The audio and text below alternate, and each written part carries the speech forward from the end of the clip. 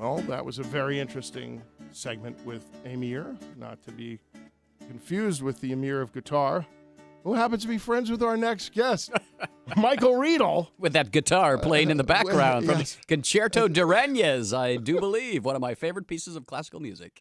Michael Reidel needs no introduction. He's just given himself a quasi-introduction. He is a columnist for the New York Post, in the New York Post. He's embedded in the New York Post. And I read his book, Razzle Dazzle. What did I say about it? It's not just a book about Broadway, but about New York and how New York has changed and evolved culturally and economically and in every way possible. And I couldn't put it down. I got yelled at a lot on vacation. Thank you. Just telling him in the green room, while his long rider on his contract, we had to have caviar and shrimp and champagne. My ex-wife was yelling at me when we were in London because I couldn't put the book down. It's a really amazing book.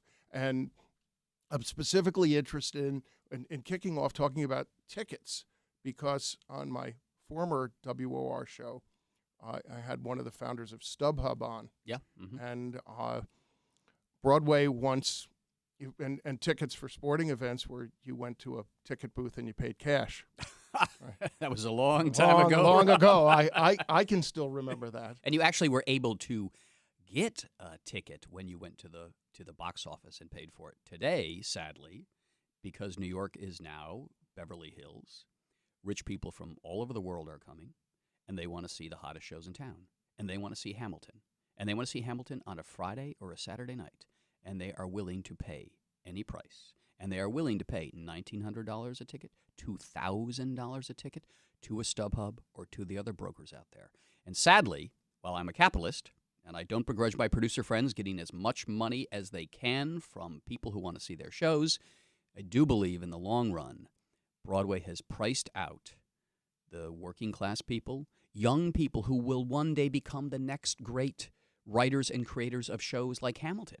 They have to stand on line, camp out in sleeping bags in the hopes of winning a lottery to see a Broadway show. When I was a kid here in New York, when I was at Columbia back in the 80s, I could see everything on Broadway for no more than $8, $10. Not the best seats, but that's okay. I didn't mind sitting in the balcony. I went to TKTS. A half price, absolutely. Half price at TKTS. You know what a half price ticket now at TKTS is for the balcony? It's like $80, $90, $100. I could not have afforded that when I was in college. So I think, again, Broadway is a for-profit business, and they're making more money than ever before. But we will lose something in the long run if the arts, if the theater, they're not accessible to young people with dreams and aspirations, but no cash. The same thing is happening with sporting events, which when David Stern was the president of the NBA said, well, the seats for regular people are in their homes now, and the booths are for the corporations. Although Broadway, we can't watch it on television from home. You can get a little snippet of Hamilton, as you did the other night on the Grammys. Yeah, my kids got me tickets for Hamilton for my birthday. Although it was George Hamilton, and he didn't show up. It wasn't even the understudy. I was looking for a George and a lot. I'm sorry, it's a bad joke. I know, but I got to say, to try that out. Yeah, that's an okay joke, Rob. But I did see George Hamilton in a touring production of the great Jerry Herman musical La Cage aux Folles. Get out of here. And he was Hamilton? surprising. He had the tan. He always has the tan. And he was surprisingly good because he was playing a kind of over-the-hill, sleazy nightclub owner. And that is George Hamilton.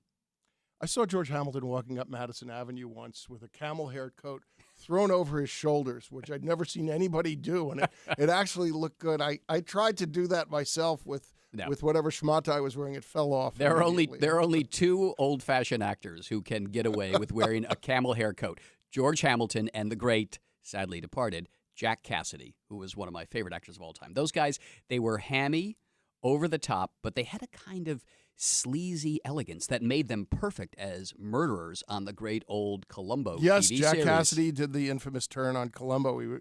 And he had that mustache that was sort of close to Snidely Whiplash. Well, he did. I remember that episode. Well, he did 3 episodes of Columbo, and the one you're thinking of is he played a magician who murders the nightclub owner. And at the very end, when Columbo has exposed him as the murderer, Jack Cassidy says, "And I thought I had committed the perfect murder." And Columbo said, "The perfect murder, sir? Oh, no. That's just an illusion." One more thing. I love it. I'm a big Columbo fan. Well, since you are clearly very intellectual and know far more about everything than I do. You knew our intro music, which my daughter Sarah Taub picked out. By the way, Sarah, are you listening to the She's show? got very good taste. She's got wonderful taste. Rodrigo's Concerto de Arañas, which has a beautiful slow movement. I always thought that Peter Falk at Columbo was like the annoying detective in that pursued Raskolnikov on Dostoevsky's book. It is in fact based. It is It's based on the Dostoevsky novel. I know Crime and Punishment. Crime There and we go, Punishment, yes. and I know William Link, who with Richard Levison created Columbo. Bill's still alive, and they based the character on the detective in Crime and Punishment. The man who just keeps going back with that one little thing that nags him, little bothers. Something's not quite right. That just bothers him. I was on Raskolnikov's side. I would have killed my landlady in 2 seconds, and I would have killed a detective too. That's why I kept reading. This guy's driving me nuts. That's right. Poor guy. He had the obnoxious landlady. She was mean. Nobody's going to care if she's dead. Just the detective. Yep. Well, because, the great thing about detective fiction, I'm a huge fan of the detective novel. That's my bailiwick. I love that. Read all of Agatha Christie and Marjorie Allingham and the wonderful New Zealand writer Niall Marsh. The great thing about the classic detective fiction, and Columbo too, is that it is about a world that has thrown into chaos by a crime, and the detective has to restore order by solving the crime. That's the fundamental thing about that kind of old-fashioned detection fiction. Well, we had Robert Crace on recently, who is my favorite, and if you haven't read him, you have to. We really redefined crime fiction and the detective novel with his 1999. Was it 1999 or was it 1990? L.A. Requiem. Anyway, it's a masterpiece, and we also have Lee Child coming up as a guest. Excellent, terrific writer. Lee is great as well. I've covered many of his books. So speaking of whodunits, we don't have these kind of plays anymore on Broadway. You touched on that in your book. What's going to happen to the straight play and the comedy? And are we going to have them anymore, or is it just going to be people running around in cat outfits? No. Actually, we have quite a few non-musical plays on Broadway now, and the formula that the producers have perfected is they put a big star, a big Hollywood star, in the play, and they run it for about 12 or 13 weeks. So you put Hugh Jackman in a play called The River a couple of seasons ago, sells out. You've got Jeff Daniels coming in a play called Blackbird now, and Jeff Daniels probably will sell that play out. The unlimited run for a straight play, like something like a wonderful whodunit, Death Trap, great play. I saw it with John Wood and with Stacy Keach back in the day. And the wonderful Marion Seldes, who never missed a performance in 5 years.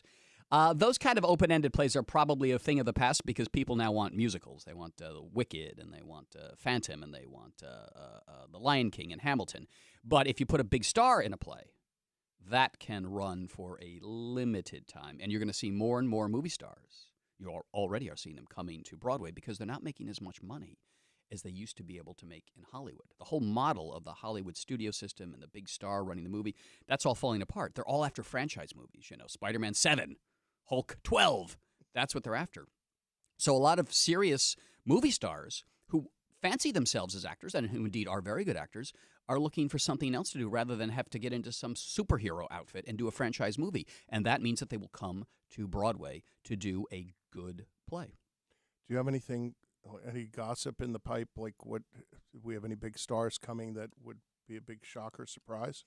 There are a few, but I haven't confirmed that yet, so I'm not at liberty to say. You can't pull that. You can read it in my column in the New York Post, though. Harvey Levin of TMZ, are you listening? We don't have any information for you, but save that envelope for me with the check. But, in my book, Razzle Dazzle, The Battle for Broadway, I tried to show what Broadway and New York City and Times Square were like in the late 60s and early 70s when things were really falling apart. I mean, this city was within hours of insolvency. Times Square was the Times Square of Taxi Driver, Midnight Cowboy. And Broadway, the cultural tastes had changed. And suddenly, Rodgers and Hammerstein became something that your grandmother listened to. Everybody wanted to hear Motown and the Beatles and The Who and all the great rock bands of that era. And Broadway was almost overnight antiquated. And the theaters, the great Broadway theaters back then, they were not landmarked as they are today. And many of them were empty. And they had more value as parking lots. And they were being torn down. But what I try to show in Razzle Dazzle is there were a handful of people, handful of guys, and they were guys, not a lot of women in Broadway back then. They stuck by this moribund industry. They turned it around. They turned it into a multi-billion-dollar global business that it is today, with shows like Mamma Mia and The Lion King and Phantom of the Opera and Les Miserables.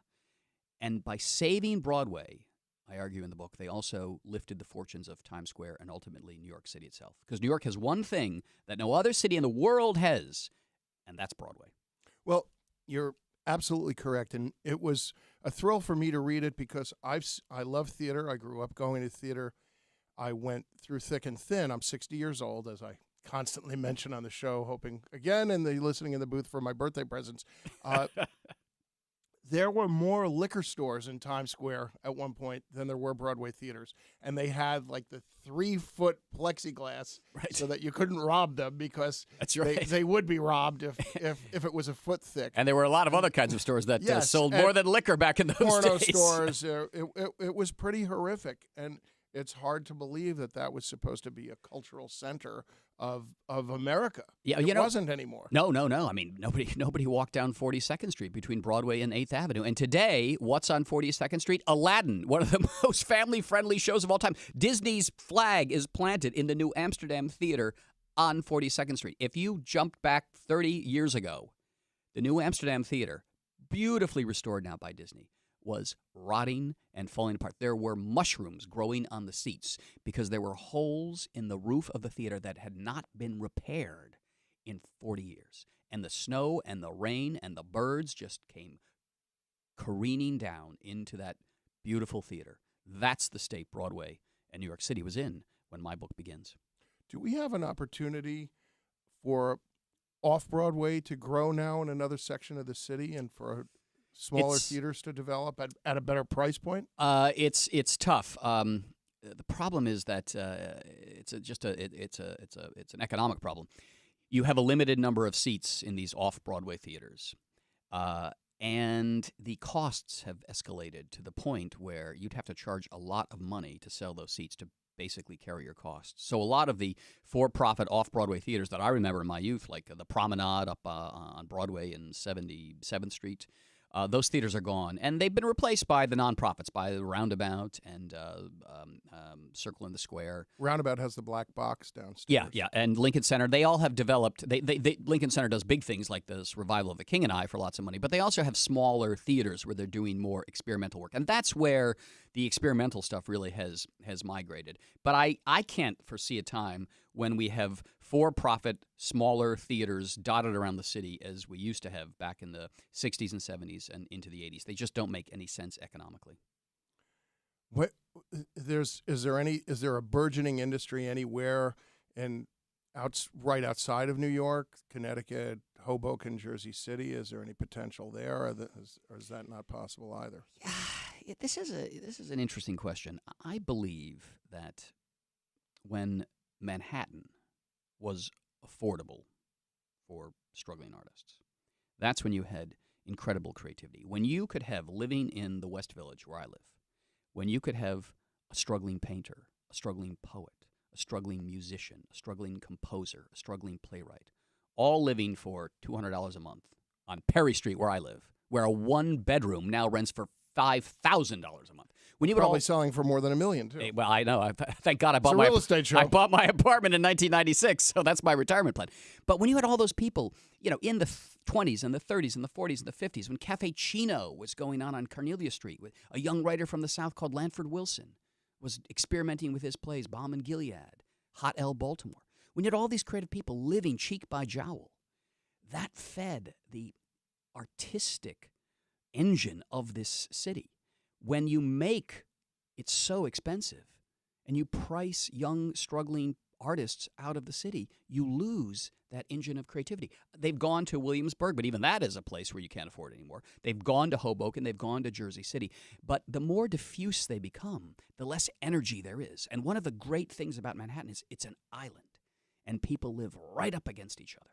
And when creative people live right up against each other, exciting, fun things happen. When it becomes Beverly Hills, as where I just was, You go out for a jog, and you don't see another human being because they take their Mercedes-Benz to drive around the street corner to get their milk. I got stopped by the police in Beverly Hills when I was staying at the Four Seasons. I was on an assignment there, and I foolishly went for a run, and the police came over and went, boop, boop. What are you doing here, sir? I'm going for a run. Well, where do you live? I live in New York. It's a long run.